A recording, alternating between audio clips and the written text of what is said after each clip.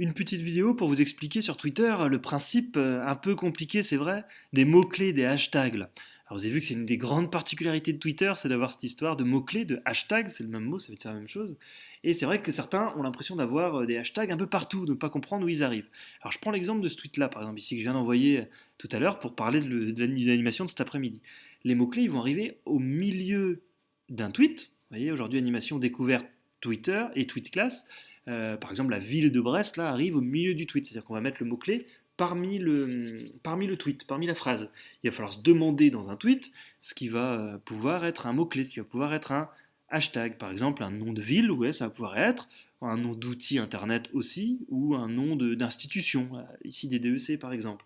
Si je mets aujourd'hui pardon, en mot-clé, ça n'a pas d'intérêt, les gens ne vont pas faire une recherche en mettant le mot-clé aujourd'hui. Donc il faut bien sélectionner les mots qui peuvent être des mots-clés, des hashtags dans votre tweet. Et des fois, il va y avoir des tweets, je vais en refaire un autre par exemple, où le mot-clé va venir plutôt en dessous. Par exemple, je sais pas, si je reprends bienvenue dans ce MOOC, si je vais dire à quelqu'un, si je dis pardon à quelqu'un bienvenue dans ce MOOC, je vais mettre peut-être, alors éventuellement le mot MOOC en hashtag ici, mais en dessous de mon message, je vais peut-être rajouter d'autres hashtags, par exemple Twitter si c'est un MOOC sur Twitter, ou prof si ce sont des profs, ou vous voyez, réseaux sociaux si c'est un MOOC sur les réseaux sociaux. Voilà, donc là, les hashtags, je peux passer une ligne si je veux, les hashtags ne sont pas vraiment dans mon tweet, mais plutôt en dessous de mon message. Ils ne font pas partie de ma phrase. Ok. Se redire à quoi servent les hashtags pardon, ils servent avant tout à ce que les gens puissent retrouver ou puissent chercher que votre tweet puisse s'intégrer dans les recherches des gens. Par exemple, concrètement, tweet class, si je clique dessus, je vais voir apparaître tous les tweets qui parlent de tweet class. Et donc des gens qui vont venir après moi, tac, vous retrouvez mon tweet qui est ici, qui parlait des tweets class. Donc ça sert à faire de la recherche.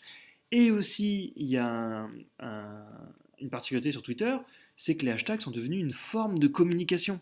Par exemple, je vais mettre, je viens de terminer ma journée où j'ai fait de la formation sur Twitter, je vais mettre fin de journée connectée, vous voyez, et mon message, une forme de communication, ça va être, je ne vais pas rajouter de phrase, mais je vais dire Twitter, euh, formation, passionnant, par exemple. Voilà. Donc ça va devenir une forme presque de grammaire, les hashtags, qui vont être une façon de dire quelque chose, de passer un message, juste avec des mots-clés. Vous voyez, donc là, ça va pas vraiment être une forme de recherche, les gens vont pas chercher mon tweet en mettant passionnant, par exemple, mais ça va être une forme de communication où au lieu d'écrire une phrase, j'ai que 140 caractères, je vais communiquer comme ça par mots-clés. C'est ça qui peut paraître un peu compliqué quand on lit Twitter, où on va voir des gens qui communiquent comme ça en utilisant des mots-clés, des hashtags. Ouais, c'est une des particularités de la syntaxe Twitter.